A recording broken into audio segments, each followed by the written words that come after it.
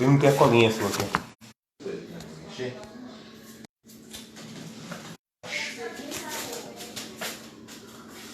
Entendeu? Toma. Pode ser a todos? Já tá, né? Já tá. Vamos lá. Já estamos já. Pode, senhor. Já colocou. Pode, senhor. Pode, senhor.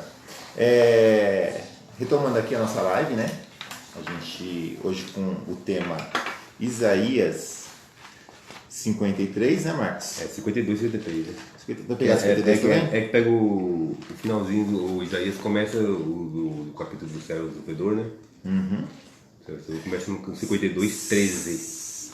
Então vamos pegar. A partir do 3 aí vai decorrendo até o 12 do 1. Então a partir do versículo de número 13, que fala que é 52, a aparição das dores e a glória do Messias. Isso. Então tá. Isso aí. Vamos ler? Vamos ver? Começa assim. Quer que eu leio? Quer ler? Pode ler. Opa. Tá bom? Pode ler. Vamos lá. Isaías 52, capítulo 52, versículo 13.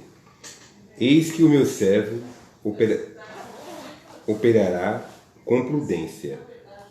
Será engrandecido e elevado e muito sublime. Como pasmaram muitos à vista dele, pois a sua aparência estava tão desfigurada, mais do que os dos outros qualquer, e a sua figura mais do que o dos outros filhos dos homens. Assim, borrifará muitas nações, e os reis fecharão a boca por causa dele. Porque aquilo que não lhe foi anunciado verão, e aquilo que eles não ouviram entenderão. Quem deu crédito à nossa pregação? E a quem se manifestou o braço do Senhor? Porque foi subido como renovo perante ele, como a raiz de uma terra seca. Não tinha parecer nem formosura, e olhando nós para ele, nenhuma beleza víamos para que o desejássemos. Era desprezado e mais indigno entre os homens, homem de dores, experimentado nos trabalhos, e como um de quem os homens escondiam o rosto, era desprezado e não fizeram dele causa algum. Verdadeiramente ele tomou sobre si as nossas enfermidades e nossas dores levou sobre si, e nós reputamos como aflito e filho de Deus e oprimido.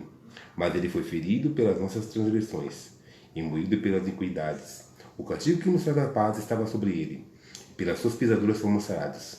Todos nós andávamos desgarrados como ovelhas, cada um desviando pelo seu caminho. Mas o Senhor fez cair sobre ele a iniquidade de todos nós. Ele foi oprimido, mas não abriu a boca. Como um cordeiro foi levado ao matadouro, e como ovelha muda perante os seus tosqueadores, ele não abriu a sua boca. Da opressão do juízo foi tirado. E quem contará o tempo da sua vida? Porquanto foi contado da terra dos viventes, e pelas transgressões do seu povo ele foi atingido. E puseram a sua sepultura com os ímpios, e com o rico na sua morte. Porquanto nunca fez injustiça, nem houve engano na sua boca. Todavia o Senhor agradou a moí-lo, fazendo-o enfermar. Quando a sua alma se puser por expiação do pecado, verá a sua posteridade e prolongará os dias, e o bom prazer do Senhor prosperará na sua mão. O trabalho da sua alma ele verá e ficará satisfeito. Com o seu conhecimento, o meu servo, o justo, justificará muitos, porque a iniquidade dele levará sobre si. Pelo que lhe dei a parte de muitos, e com os poderosos repartirá dele o despojo, porquanto derramou a sua alma na morte, e foi contado com os transgressores, mas ele levou sobre si o pecado de muitos, e pelos transgressores intercede. Amém? O senhor Marcos intercede? Meu Marcos intercede? É intercede. É a mesma tradução. A mesma tradução. É a mesma Bíblia igual a Deus. Né? Amém? Amém? Isso aí. E aí, Marcos, comentários? Vai destrinchar versículo por versículo, que a gente fez com as outras Então, classes? o interessante aqui é a gente fazer versículo por versículo, porque esse texto aqui é um texto muito complexo. Uhum. Mas ele é bem amplo, né? É bem amplo. A gente tem que ter bastante agilidade para falar dele. Qual a complexidade desse texto aqui? É tipo assim, a Bíblia foi escrita, né, por judeus. Uhum. O Novo Testamento também, os autores do Novo Testamento também foram judeus. Então, quando nós entendemos esse texto aqui, nós temos que ler as literaturas que os judeus escreveram. E hoje, o que aconteceu, depois do exílio da Babilônia? Muitos judeus que foram para a Babilônia, né, e muitos que nasceram lá na terra da Babilônia, eles falavam o quê? Eles falavam aramaico. E os judeus que nasceram lá tinham que aprender o aramaico. Tinha que aprender o aramaico para poder se comunicar. Sim. Né? E ter uma vida normal, equilibrada, normal, né? Aí aconteceu. Então, os judeus daquela época, né, escreveram Bíblia, uma outra Bíblia, além do Taná, que é o Novo Velho Testamento, a gente chama de Taná, né? Taná é um resumo de Torá, Ketuvim e Nevim, que é a Torá, que é o Moisés escreveu, os Nevim, que é a história de Israel, né, tudo contada, e os Nevim, que é os profetas, né? Os profetas menores. Os menores e os maiores, né? Inclusive Daniel. Sim. Aí o que acontece? Aí escreveram do hebraico para o aramaico, traduziram do hebraico para o aramaico. Só que eles escreveram um outro livro chamado Targum. O que é o Targum? É uma Bíblia com acréscimos, com explicações de texto por texto. Os comentários. Exatamente. O que mais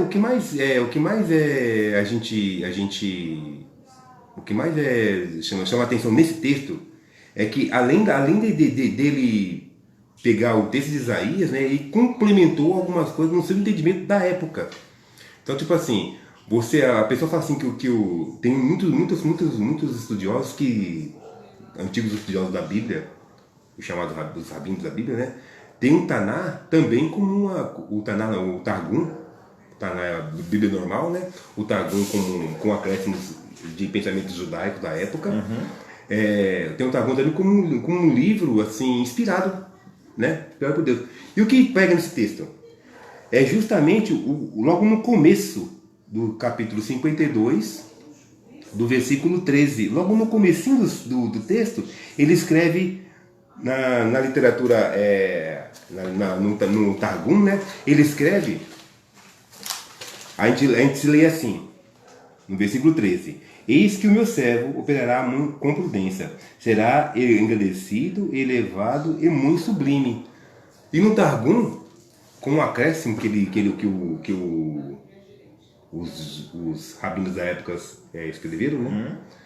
Eles falam assim: Eis que prosperará o meu servo, o Mashiach. Então ele identifica esse texto do capítulo 52 como realmente escrito para o Mashiach, não para o Mashiach, para o Mashiach, e não para o povo de Israel. Hoje muitos judeus, não todos, se você falar que é todos, você vai acabar sendo injusto, né? Sendo injusto. Mas muitos judeus hoje não têm esse texto como falando para o Mashiach. Mas fala que é para o povo judeu. Porque se eles falarem que é para o Mashiach, eles vão ter que aceitar que Jesus é o Mashiach. Você entendeu? Essa é a pegadinha isso que pega muito nesse texto. Então, muitos judeus nem leem esse texto. Pulam para poder... Então, só para esclarecer para a pessoa que está nos acompanhando, então, o entendimento aqui seria de que se a gente ler a Bíblia e nos concentrarmos num paralelo entre a vida de Cristo e esse texto, é exatamente tudo o que aconteceu com Jesus. Exatamente. Não tem como falar que Jesus Cristo, Yahushua HaMashiach, não era o Cristo prometido desse versículo, desse capítulo entre 52 e 53. Não tem como falar. Não tem como falar. Então, para que essa tem até uma covardia intelectual falar isso, né? Uma pessoa aqui, né? Porque o que acontece? a pessoa deixar de usar esse versículo, excluir Esse texto, né? Esse texto, deixar de mencionar esse texto por causa da associação, né? Principalmente pelo que Jesus falou, né? Examina as escrituras que delas de mim testificam. Exatamente. Aí é complicado. É complicado. E esse livro, e esse texto aqui, os apóstolos certamente batiam firme aqui, mencionando um paralelo da vida de Cristo com, né, o Isaías 53. Isaías 53. Porque Com capítulo 52, 53, né?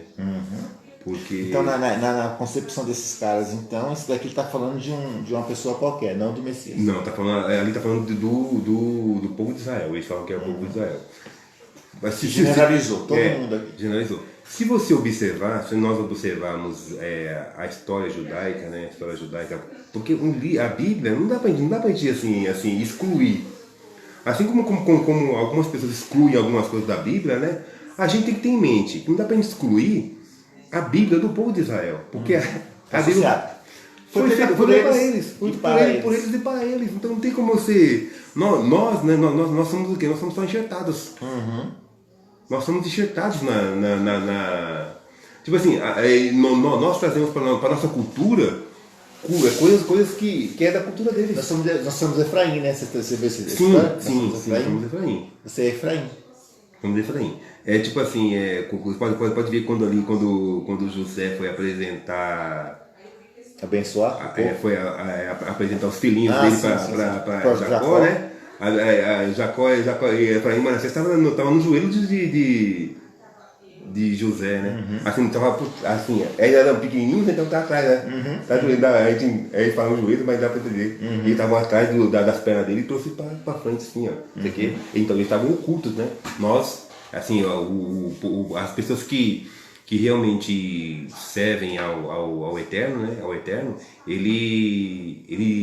a pessoa está oculta, né? Até então estava oculta da história, né? Agora nós entramos na história. Nós somos um enxerto que vindo depois, né? Vindo depois. Então, aí o que pega nesse texto aqui é justamente esse versículo.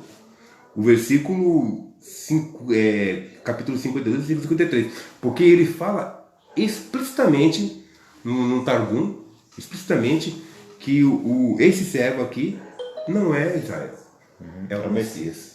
É o Messias, né? Então, quer dizer, não tem como eles fugir disso. Não tem como fugir. Então, aí depois que foi igual eu falei semana passada, né? Foi igual eu falei semana passada, o Mashiach teria que vir entre a destruição do primeiro templo e a destruição do segundo templo. Tem que vir entre esses dois períodos. A destruição do primeiro templo e a destruição do segundo templo. Tinha uma janela temporal ali onde tinha acontecido esse evento do Messias se manifestar. Justamente por causa da profecia de Daniel. Das semanas. Das 70 semanas. Isso, das 70 semanas. Então, tipo assim, teria que acontecer a vinda do Messias. Então todo mundo esperava o Messias. Todo mundo esperava. Não era novidade para Maria receber a notícia de que ela seria a mãe do Salvador de Israel, né, do Israel. Não era novidade nenhuma para José. Não era novidade nenhuma para aquele Simeão que o circuncidou. Nem por Ana que profetizou a respeito não era novidade nenhuma, porque eles realmente estavam esperando um Messias. Só que aí o que aconteceu na época de Herodes? Na época de Herodes, todo o sinédrio foi trocado. Foi trocado e eles mataram todo o sinédrio. O que é sinédrio? Eram 70 homens de Israel que legislavam sobre o povo. Então eles não eram assim governadores, né? O governador era o Pilatos e o... Né? Eram os profetas da época, né? Seriam realmente aqueles que... Entendia do assunto. É igual o juiz fazia, o juiz, não tem o juiz? Os juízes, eles julgavam o povo naquela época. Então tudo que era consciente à lei, eles faziam a lei. Aí aconteceu, eles mataram os mataram 70 homens e colocaram homens da sua confiança. Aí aconteceu, quando veio o Messias, Quer dizer, vai ter uma oposição aí, né? Eu vou ter que tirar aquele que me colocou aquele que me colocou no reino para poder. Então vamos proteger o nosso rei. A raça de víbora estava lá. O nosso rei não é esse aí, o nosso rei é o Senhor. O Senhor que é o nosso rei. Não foi isso que eles falaram lá. Não, o Senhor ele não é rei de Deus, não. Não foi isso que eles falaram? Ele não é nosso rei. Sim. Então, aí aconteceu. Aí quando veio o Jesus, o Mashiach, o Jesus, né? Eles não aceitaram Jesus. Quem não aceitou Jesus? Aqueles que eram realmente para aceitar. Porque eles tinham o poder assim, jurídico, né? De levar o povo a aceitar que aquele como o Messias. Era No entanto, aí eles arrumam uma briga muito feia com o governador e com Roma, né? Sim. Então não era necessário, não era. Aí, tipo assim, quando veio o Messias, eles não aceitaram. Tem a questão, por exemplo, de Jesus quebrar as bancadas dele, do comércio deles, porque, pelo que eu vi alguns historiadores, de que a família ali envolvida com Caifás e o sogro dele e tudo mais, que eles que dominavam o comércio ali. Sim. E aí, quando Jesus chegou já metendo o pé na barraca, criou uma situação para eles ali. A partir dali mesmo que eles começaram a ficar perseguindo. Esse cara tá acabando com os nossos negócios. Então, naquela época, tipo assim, a gente não tem muita informação. Mas tem livros, tá? Eu não tenho muita informação porque tem a história de Flávio José, que foi um contemporâneo da época de Paulo e de alguns apóstolos, né? Sim. Foi contemporâneo. Ele não viveu a época de Jesus, não viveu, mas ele conhece muito, então ele trouxe muitas informações da época. Ele conta a história do templo, de como foi o sítio de Jerusalém. O capítulo 24 de Mateus foi tudo cumprido naquela época. Foi tudo cumprido naquela época. Na época da destruição do templo. Né? Sim. Então e o Flávio José traz essa história, né? E o Flávio José até conta uma partinha de Jesus, não conta muito porque ele, né, ele não podia, né? Ele como judeu. Ele contou uma partinha. Apesar que quando o Flávio José ele escreveu a história dos judeus para os papas de Roma, né? Para os romanos, né? Ele foi tido como um traidor. Foi. Do povo judeu. Ele foi tido como um traidor do povo judeu. Mas os relatos que ele traz, né? Assim, é interessante nós lermos, né? Porque ele viveu, ele foi contemporâneo. Isso que é interessante. Por isso que é bom a gente pegar e ler assim, a Bíblia, juntamente com outros livros que trazem um panorâmica, né? Um panorama da época. Para trazer o contexto. Exatamente, da época. E não tipo assim, eu vou pegar um livro que foi feito agora para comparar com um livro, porque vai ter muitas distorções, realmente vai ter muitas distorções. Então é bom a gente sempre estar. Então, e o Targum é um livro que foi antes de existir, do Mashiach vir ao mundo, né? Então eles estavam esperando o Mashiach e ele escreveu: eis que o meu servo é o Messias. Aí isso pega muito no povo judeu, pega muito naqueles que abraçam a ideia de que Israel é o servo mencionado aqui no capítulo 52. Não é. E realmente. Então, partindo daqui, a gente já tem concebido em nossas mentes, nossos corações, de que esse livro fala do Messias, de Jesus Cristo, que é Yoshua HaMashiach. E então, a partir daqui, a gente já deu esclarecimento do porquê que eles não. Talvez vai haver alguma discrepância, né, entre qualquer texto moderno que a gente pegar. Sim. Né, e avaliar esse texto aqui, então já está esclarecido, então vamos seguir. É que assim, se você pegar o original, vai mudar algumas poucas coisas, né? Do texto original hebraico para o texto em português. Porque algumas palavras realmente mudam. Talvez a pessoa que traduziu É uma tradição, né? É uma tradição. Esquecer de ver algumas regras do hebraico, ou até mesmo uma coisinha assim, mas né, não muda tanto, não tem tanta coisa, porque esse texto aqui é muito conhecido, né? Muito conhecido, né? Aí, né? Aí fala, como passará muitos à vista dele, pois a sua aparência estava tão desfigurada, mais do que os outros, porque a sua figura, mais do que os dos filhos dos outros homens, né? Dos homens, né? Aí a gente vê assim, que quando Jesus ele veio à Terra, né? Por que muitos não aceitaram a ele? Por que muitos não quiseram aceitar ele como um Cristo? Dá para entender, como eu acabei de falar, né, Dé? Dá para entender que os fariseus não queriam ungir um outro rei, um rei em Israel. E quem era para ungir o rei de Israel? Realmente era o Sinédrio. Aí a gente vê muitas pessoas falam assim, mas Jesus não pode ser o Messias porque ele não foi ungido. O que é a unção? A unção é o que? A unção é o sacerdote ou o profeta ungir a pessoa com óleo em cima da cabeça. Quem era para ungir essa pessoa?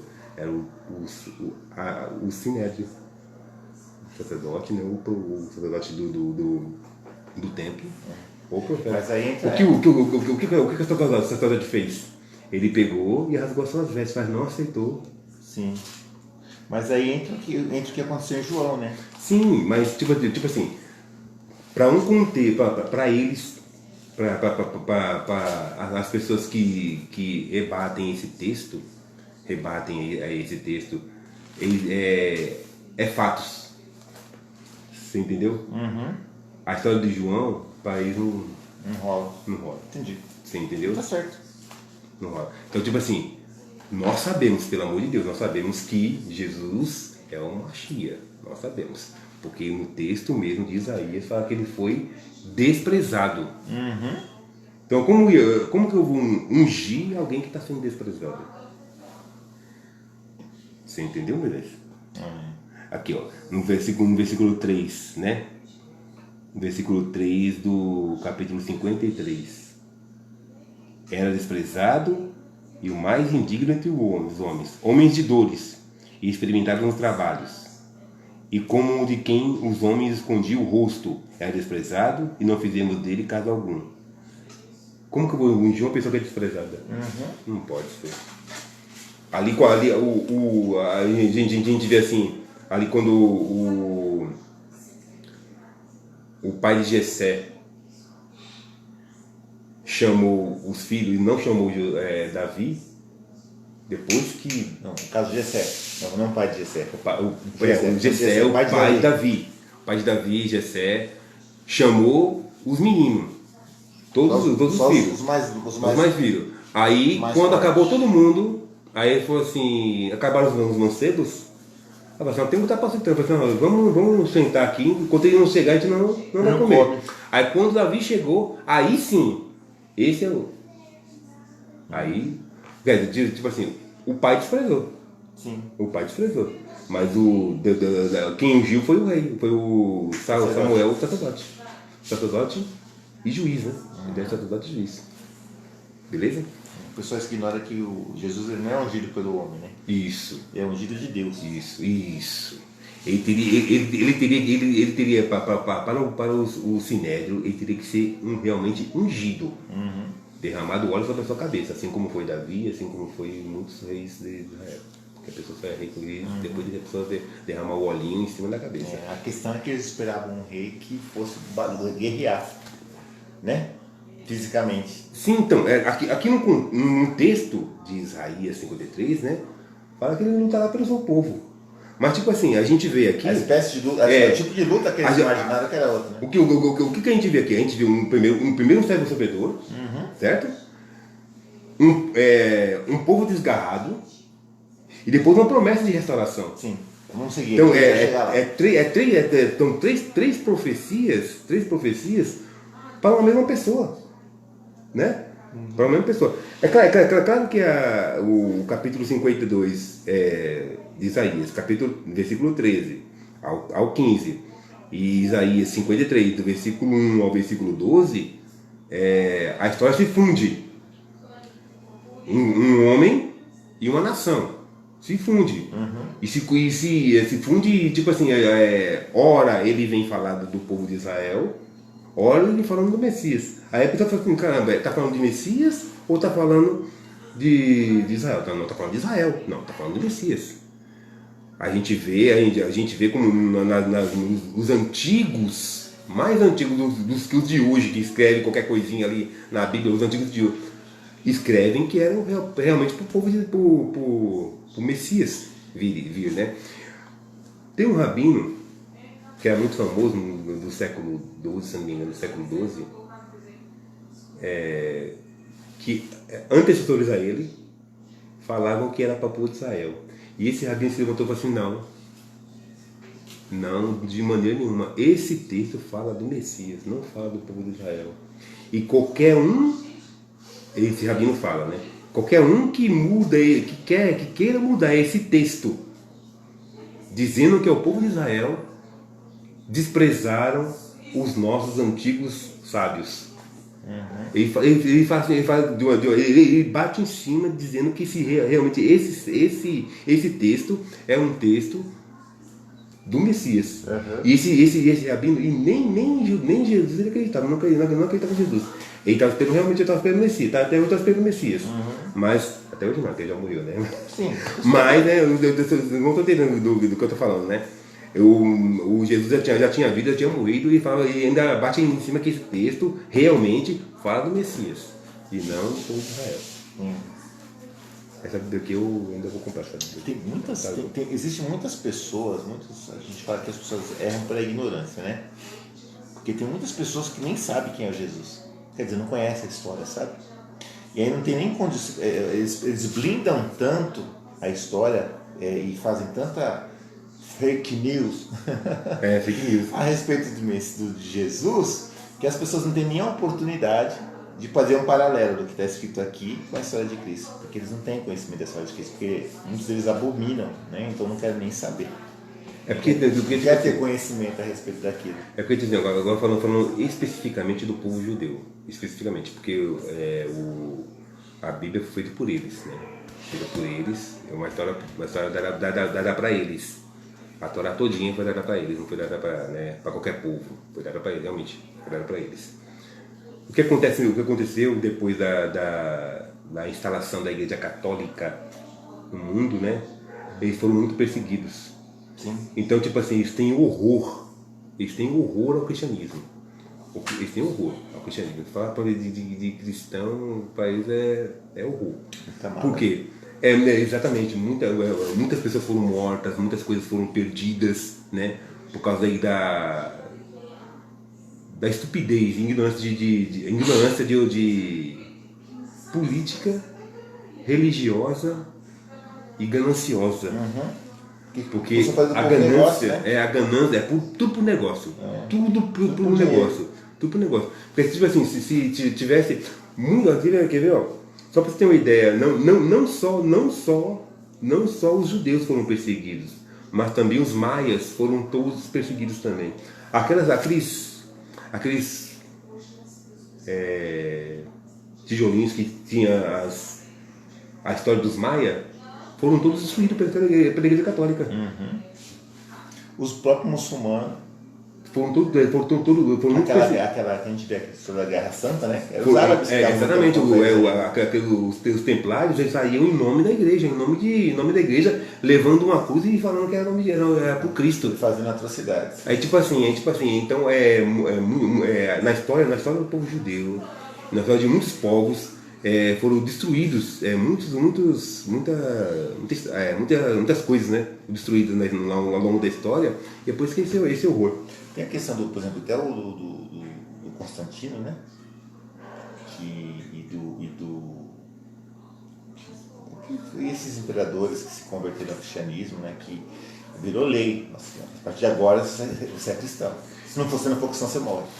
Então, o Constantino tipo assim, um mal necessário, né? Sim. Foi um mal necessário. Mas a gente vê a forma como foi feita, né? Hoje em dia serve de acusação para o cristão por conta da. Se não fosse. Claro que a pessoa não virar cristã, se a pessoa não virar cristã, ela morre. Então, e ninguém queria passar por essa. É que nem se pegar uma pessoa que vai viver no país árabe. A pessoa que se não virar árabe, a pessoa morre. Se não virar muçulmano, a pessoa morre. É fiel, aí morre. Tipo assim, agora, só puxando um gancho aqui, né? E hoje a gente tá lutando pela nossa liberdade. Hoje, aqui no Brasil, a gente tá lutando pela nossa liberdade. A gente tem liberdade ainda. Por enquanto. Por enquanto, né? Tá aí. De fazer uma live com texto bíblico, abrir a Bíblia. Logo vão proibir também. Então, aí tipo assim, aí as pessoas defendem aquele partido que quer impedir isso aí. Impedir a pessoa de realmente pregar. Onde a gente vai parar? Hoje em dia, você expressar a sua opinião a respeito de qualquer coisa é crime. Você pode ser preso. Entendeu? Pode chegar um momento do que a pessoa fala assim, ó, a Bíblia não pode ser tomada como uma verdade absoluta. E a partir desse momento que você fala que a Bíblia não é verdade absoluta, e você está falando sobre ela, você está cometendo fake news. Fake news, é cadeia. Cadeia, multa, crime. Aí você vai falar assim, não, mas eu estou falando a verdade de Deus. Não. Existem outras religiões. E você tem que... E você, assim, quando você fala que essa aqui é a sua, é a verdadeira, então você está falando que as outras é fake news. Então vai chegar um momento que, da forma que as coisas estão sendo conduzidas, nós não vamos ter nem a oportunidade de fazer o que a gente está fazendo aqui, falando livremente sobre a palavra de Deus. Não vai ter. Só que as pessoas não percebem o perigo do que está acontecendo. É um perigo. Tipo assim como naquela época as pessoas ficaram cegas na vida do Messias, né? Ficaram cegas e... Pois aí, tudo que aconteceu com o Messias, com Jesus, né? Tudo que aconteceu com o Messias, que a gente tem Jesus como Messias, né? Tudo que aconteceu com Jesus, né? A gente, foi tudo escrito na palavra. Que ele ia ser desprezado, que ele ia ser ferido, né? Que ele ia ser ferido, oprimido, né? Então, tipo assim, tudo que aconteceu com ele foi tudo uma provisão de Deus. Então, porque já está escrito. Já estava escrito. Tanto é que Pedro falou assim, Senhor, não fala isso de ti. Não fala isso de ti. Aí Jesus falou assim, aparta de mim, Satanás. Porque Jesus ele tinha que passar por aquilo. Ele tinha que passar. Mas poxa vida, o homem era tão bom, ele curou todo mundo, mas ele tinha que passar. Né? Tinha que passar. Porque o que acontece? Quando a pessoa não tem o fundamento bíblico de entender que lá no Jardim do Éden o homem transgrediu, e aí foi necessário Deus falar assim, eu vou morrer no seu lugar, pelos seus pecados, não sei o que, eu mesmo vou morrer. As pessoas não entendem. A introdução do abate do cordeiro para a propiciação do pecado, tudo foi feito todo um contexto onde durante centenas e milhares de anos veio as coisas acontecendo para que culminasse na morte de Cristo. E Cristo se apresentasse como o Cordeiro perfeito, sem mácula, sem pecado.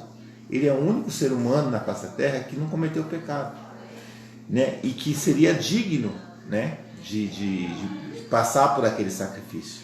Que passou pela própria vontade. Ele mesmo fala assim, eu dou minha vida. Eu dou ela de livre e espontânea vontade. Eu dou minha vida para esse sacrifício. Então Jesus ele se ofereceu para que a gente pudesse ter as nossas iniquidades perdoadas, né? Então assim, aquilo que foi implantado, e é um plano tão perfeito de Deus, que Deus fez com que as coisas acontecessem, as pessoas pecavam sem lei, aí Deus veio e falou assim, ó, agora a partir daqui existe lei, trouxe Moisés e falou, a partir daqui existe lei, e aí aqueles pecados que nós cometíamos, começaram a ficar o quê? A ser condenados pela própria lei. E para que os nossos pecados pudessem ser perdoados, era necessário que, através da lei que condena o pecado, fosse feito o quê? O sacrifício. Você pecava durante um determinado tempo, trazia o seu cordeiro até o sacerdote, colocava sua mão na cabeça do cordeiro, confessava os seus pecados de você, simbolicamente, eram transmitidos para o cordeiro, que era morto, era derramado sangue daquele cordeiro. Para que a palavra do Senhor que diz que o salário do pecado é a morte pudesse se materializar. Então, se a gente pecou, o salário é morrer.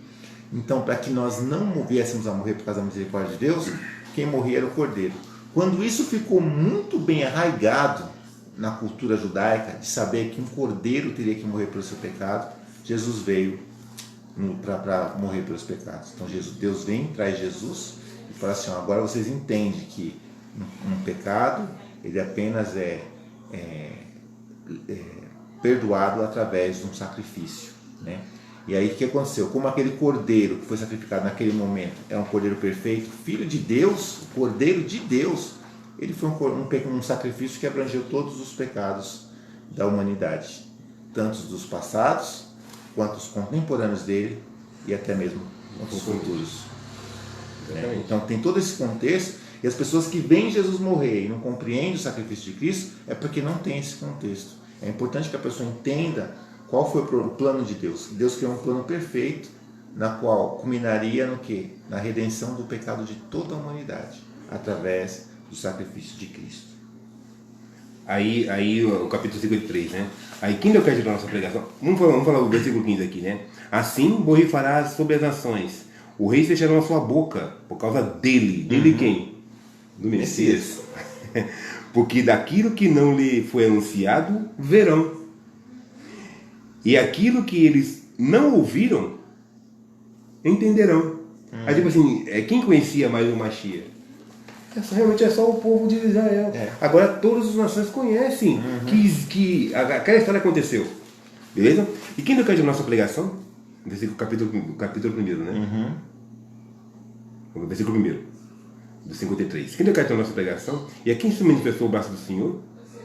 Porque ele foi subido como renovo perante ele, a raiz de uma terra seca.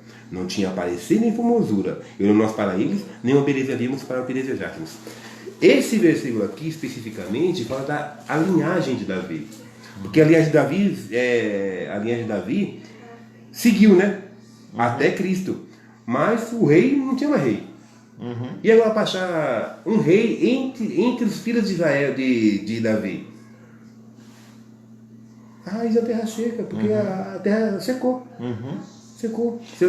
E aqui na sequência que ele fala aqui, né? Não tinha parecer nem formosura, olhando para ele, nem uma beleza víamos que o desejassem. A gente lembra de Herodes desprezando Jesus. Sim.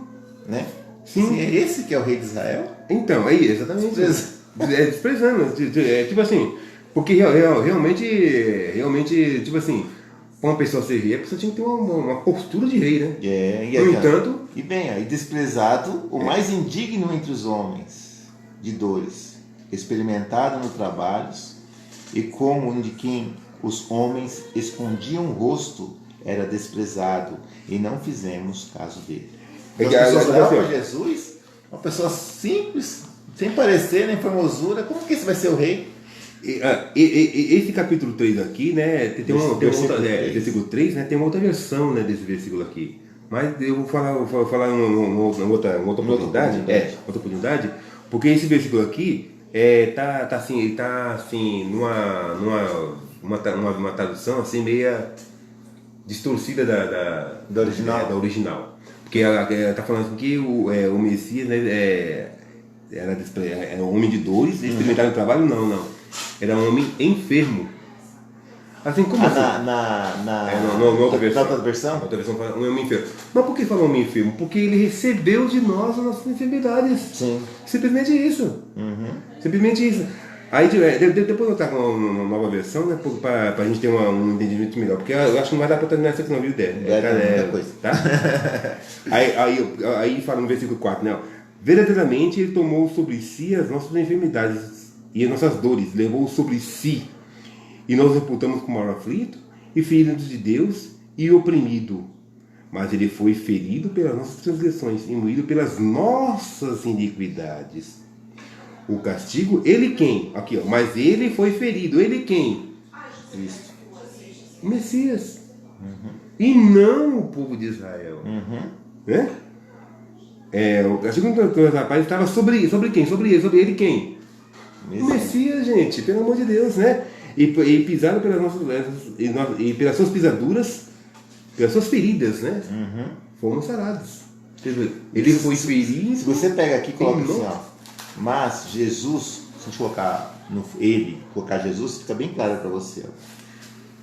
Mas o Messias foi ferido pelas nossas transgressões e moído por nossas iniquidades. O castigo que nos traz a paz estava sobre o Messias, e ele, pelas suas pisaduras, nós fomos sarados.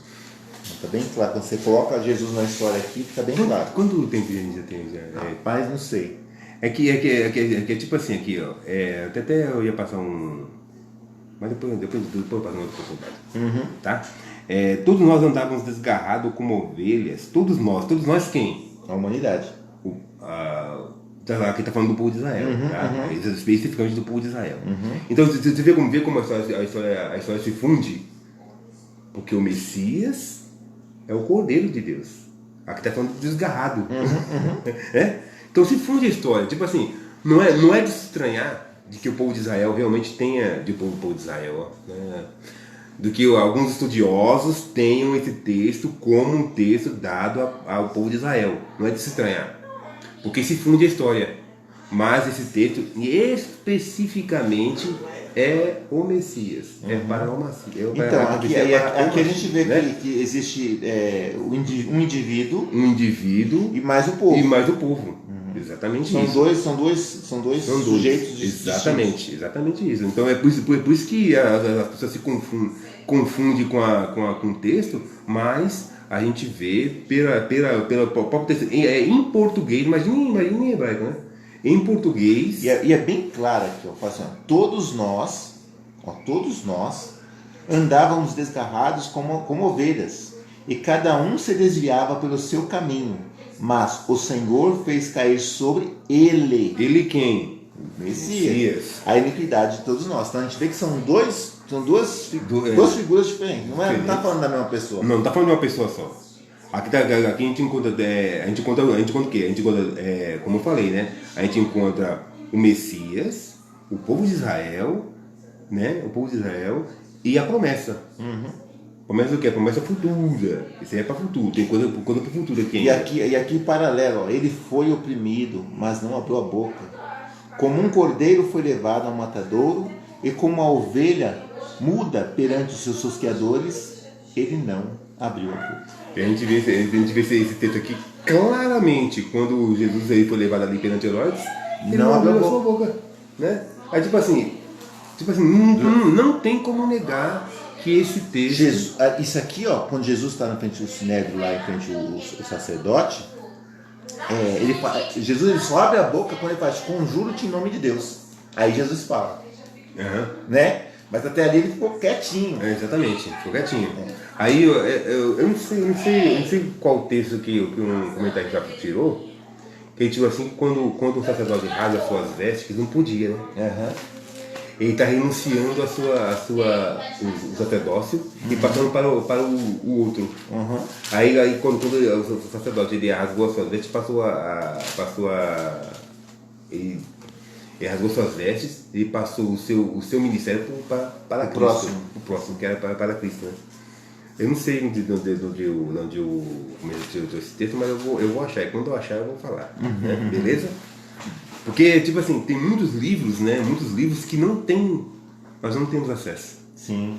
Tem muita literatura. Nós não temos acesso, não temos mesmo. Inclusive tem a biblioteca lá, imagina a gente coisa que não tem aquela biblioteca lá lá da... Como é que chama lá? Onde o Papa fica lá? De Roma? Biblioteca de Roma? Não, tem um nome. Biblioteca do Vaticano? Vaticano. Imagina o que não tem ali, rapaz. Então, tem muita coisa escondida. Só que assim, os caras saíram levando tudo do mundo inteiro, falando de cristianismo. Então, só que assim, eu já ouvi também um comentarista muito renomado, né? Que ele pegou e foi aberto para ele, né, a biblioteca do Vaticano. Eles acharam uma Bíblia muito antiga. Certo. Muito antiga. E esse rapaz, como ele conhecia, porque ele foi aberto para ele, porque ele conhecia, realmente era um historiador muito famoso também. Sim. E ele, vendo um texto de uma Bíblia muito antiga, né, viu que o texto estava adulterado. Tá diferente. Estava diferente. Então, tipo assim, é muita coisa, muita informação distorcida que chegou para nós. E nós, né, ficamos além muitas informações, né? Beleza? Eu tirei da página aqui porque eu tirei, mas achei. Aqui. E da opressão do juízo foi tirado. E quem contará o tempo da sua vida? Porque foi cortado da terra dos viventes. Quem morreu aqui? Jesus.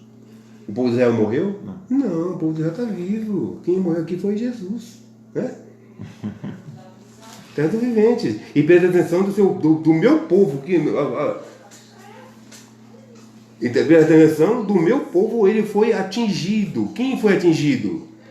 Foi o Messias. Não foi o povo. Aqui tá bem claro. Aí tipo assim, porque foi cortado da terra do vivente. Quem foi morto? O povo de Israel não foi morto, foi o Messias. Tanto naquela época como na época de hoje. Então, tipo assim, não tem como a gente falar que realmente que aquilo o texto para Israel. É para o Messias, né? A profecia é para o Messias, né? E presta atenção do meu povo. Então, um povo morreu pelo povo? Aqui, só fazer um comentário aqui, ó, do Mateus capítulo 26, né?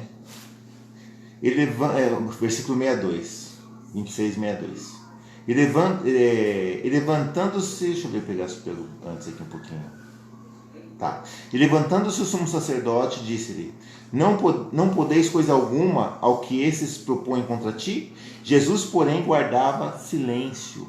E insistindo o sumo sacerdote, disse-lhe: Conjura-te pelo Deus vivo, que nos digas se és tu o Cristo, o Filho de Deus. E Jesus lhe disse: Tu disseste. Digo-vos, porém, que vereis em breve o Filho do Homem. Digo-vos, porém, que vereis em breve o Filho do Homem assentado à direita do Todo-Poderoso e vindo sobre ele as nuvens do céu. Olha, poderoso, né? Tá bravo, hein? Assim, aí foi aí que ele rasgou, não foi aí que ele rasgou? Foi. Então o sumo sacerdote rasgou suas vestes, dizendo: Blasfemou! Para que precisamos ainda de testemunhas? Eis que bem ouvistes agora a sua blasfêmia. Porque, então, tipo assim, eles realmente estavam esperando o Messias. Aí ele faz a proposta, né? Fala assim: o que parece? Responderam, disseram: é digno de morte. É réu de morte. Então cuspiram-lhe o rosto e davam-lhe murros e outros o esbofeteavam. Que aí vai mostrar o negócio do desfigurado, né? Como é que o Herodes ia aceitar ele? Estava tudo arrebentado. Você que é o Cristo, Você que é o rei? Imagina a situação. É meio complicado, né? Triste. A gente, assim, se a gente para ver os acontecimentos mesmo, a gente fica horrorizado. A pessoa que assiste lá A Paixão de Cristo fica chocada, ali é uma ilustração. Imagina aquilo ali, deve ter sido muito pior. Ele foi mais judiado do que os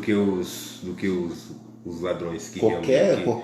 Aqueles ladrões que estavam uma à direita e outra à esquerda, né, foram menos judiados do que o que aqui fala que ele foi contado com os ímpios. Aqui exatamente. A próxima versículo aí, o versículo 9, né? E puseram a sepultura com os ímpios e com o rico na sua morte.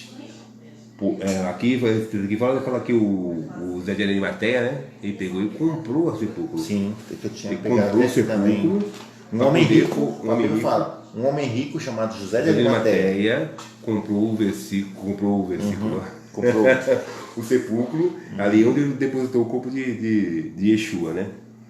Aqui na sua morte, porque nunca fez injustiça, nem houve engano na sua boca. Aí tipo assim, nunca houve injustiça. O povo de Israel não foi injusto alguma vez, não? Não houve enganação, o povo já enganou alguma coisa já? Nunca houve enganação do povo de Israel. Então tipo assim, aqui está falando de um ser, de uma pessoa, e não está falando de uma nação. né? E puseram, aqui, no versículo 10, né? Todavia o Senhor agradou moê-lo. É tipo assim, tudo aquilo que aconteceu com Cristo, né? Já era previsto. Quando Pedro foi repreendido por causa não fala isso de ti não. Aí Jesus falou, passa de mim, Satanás. Tu conhece as coisas do homem, a coisa de Deus você não conhece. As coisas do homem você conhece, a coisa de Deus você não conhece. Então para trás de mim, né? Então, Deus agradou moê-lo e fazê-lo enfermar. Enfermar por quem? Porque ele levou sobre si as nossas enfermidades. O castigo que nos traz a paz estava sobre ele. E pelas suas pisaduras fomos sarados. Né? Quando a sua alma se puser por expiação do pecado, verá a sua posteridade, prolongará os dias e o bom prazer do Senhor prosperará na sua mão. O trabalho da sua alma ele verá e ficará satisfeito. Só vendo um paralelo aqui, ó. Paralelo não, um comentário. Do versículo 8 ao versículo 10, no original você encontra a palavra Jesus. Jesus, tá? Yeshua. Esse versículo no original você encontra. Depois a gente passa. Depois a gente fala. Mais adiante, né? Agora hoje não. Porque senão a pessoa não assiste. É verdade. Uma curiosidade aí, ó. O trabalho da sua alma, ele verá e ficará satisfeito com o seu conhecimento. E o do meu servo, o justo, justificará a muitos. Muitos quem? O povo. O justo, quem é o justo? O Messias. Justificará a muitos. A muitos quem? O povo de Israel. Porque a iniquidade dele levará sobre si. Sobre quem? Sobre Machia, né?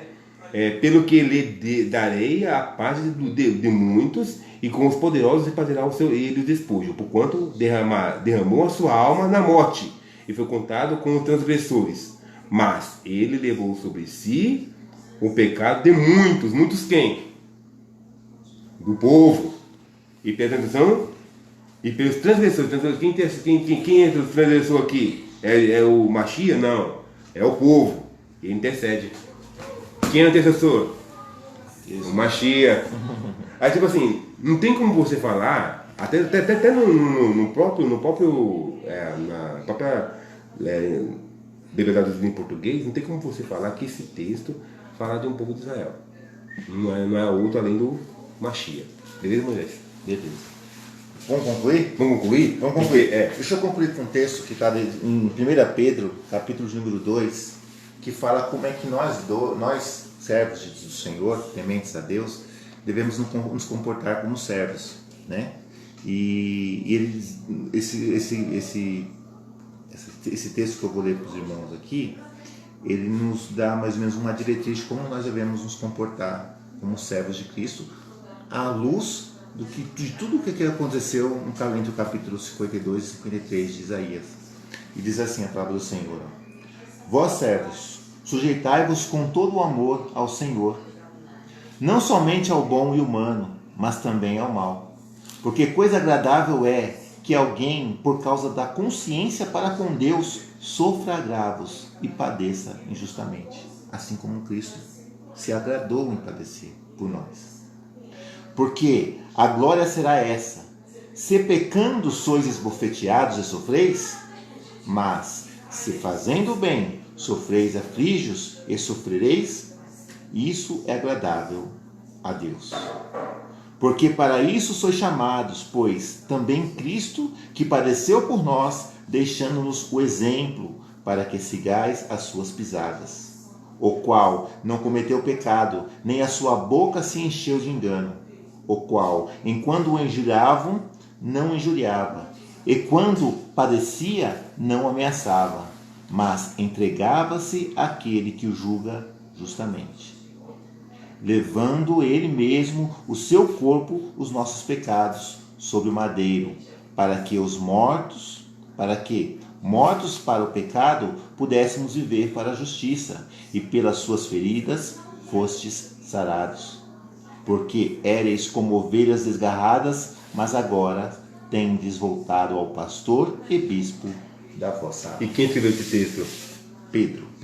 Pedro era o quê? Judeu. Era um judeu que conhecia o texto de Isaías 53. E ele pegou esse texto aqui, ó, e ligou-se com o Messias que ele havia de vir. Aí, tipo assim, não tem como você falar assim que esse texto aqui é um texto dado para. É um texto que o servo de sofredor é o Israel. Não. É o Messias, é uma pessoa, entendeu? E tem vários outros, que assim, não dá tempo, mas tem várias outras citações no Novo Testamento que a gente vê os apóstolos associando Paulo em Coríntios, capítulo número 5, versículo número 21, e dentre tantos outros, que citam essas passagens de Isaías que estão intimamente ligadas com a vida de Cristo. Amém? Exatamente isso. Agradecemos a sua presença até aqui. Pedimos que você deixe seus comentários aí no vídeo e que você possa acompanhar todos os vídeos que estão gravados lá na onde, Marcos? No YouTube, Marcos Pereira Vieira. Né? Amém? Entra lá, acompanha os vídeos anteriores, tem muita coisa legal, muita coisa bacana, vai ajudar bastante você que está procurando pregar, quer algum esclarecimento de algum tema específico. Lá a gente tem colocado lá os temas, então pelo tema você já consegue saber o vídeo que mais te interessar. Mas eu te recomendo você ver todos, que aí você vai vendo a evolução, vai dando as dicas pra gente do que a gente pode estar melhorando para agradar cada vez mais a você que nos assiste, né? E deixamos aqui o nosso muito obrigado pela sua presença, amém? Que o Senhor te abençoe e te guarde, o Senhor faça resplandecer seu rosto sobre ti, tenha misericórdia de ti, o Senhor sobre ti levante o seu rosto e te dê a paz. Uma boa noite a todos. Amém. E aqui depois. Esse aqui? O ano? Yahushua 53. Capítulo. Yeshayahu. Ishayahu. Que é Isaías. Ishayahu 53. Um capítulo que fala claramente do Messias, servo sofredor, cujo capítulo contém o nome de Yahushua. Ao fazermos contagem de todas as coisas segundo Yud. Que é Yud? É uma letrinha hebraica. Em Yarik. No verso 10. Visto que nos é revelada a seguinte expressão do original hebraico. Yahshua Shin, I, ou Yahshua é meu nome, que foi traduzido como Jesus. GS é o seu nome. A obra de Yaakov Ramsel, Fortnite Research Pub, referindo-se ao capítulo de Isaías, páginas 25 a 65, páginas 28 e página 40. Aqui é um livro que ele escreveu. Tá? Sim, está dando a referência. Para a gente contar os nomes, a gente vai achar o nome de Jesus no texto de Isaías. Yeshua, né? Não vai contar Jesus, vai contar Yeshua, que é hebraico. Tá? O Yud, isso aqui é letrinha aqui. Esse aqui é uma letrinha, Yud. É uma vírgula, não é uma vírgula, é um Yud. Tá. É uma letra. Que tem o nome letra da gama sagrada. Tem. Em muitas profecias. Essa aqui é uma Bíblia, tá? É uma Bíblia, tá? É uma Bíblia baixada, tá? Ah, tá. Isso aí e aquele ali que a gente tá lendo é o comentário da Bíblia. É o comentário da Bíblia. Onde eu tava? Aqui. Nesse lado aqui que eu tô. Mas eu me perdi por você o texto, só para você ler, deixa para aqui até o último parágrafo só. Aqui. Ah, tá. Só até o 40 aqui. Essa é a parte interessante. Falava do Jesus. Sim, falava Jesus no texto de Isaías. Mas nesses aí é 53. Interessante. O original tá ali. No original tá. Depois você pega o original aqui, ó. É que você, para contar assim, é mais complicado. O texto original da Bíblia. O Sinai. Talvez você pode baixar a Bíblia, que aqui é a Bíblia transliterada, tá em português e em cima, hebraico, tá? Aí você pega a partir do versículo do capítulo 10.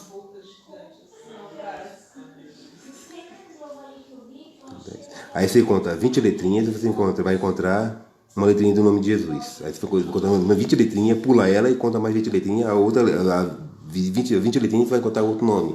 Aí você vai formar o nome Jesus, Yeshua no caso, até o 8, que aqui é o 8. Do 10 ao 8. Você encontra. A cada 20 letrinhas, aí o diagrama que vai montar é o nome de Jesus. Legal. Interessante, né? Muito interessante. Deu quanto? Acenar e acenar. Legal, pessoal assistiu.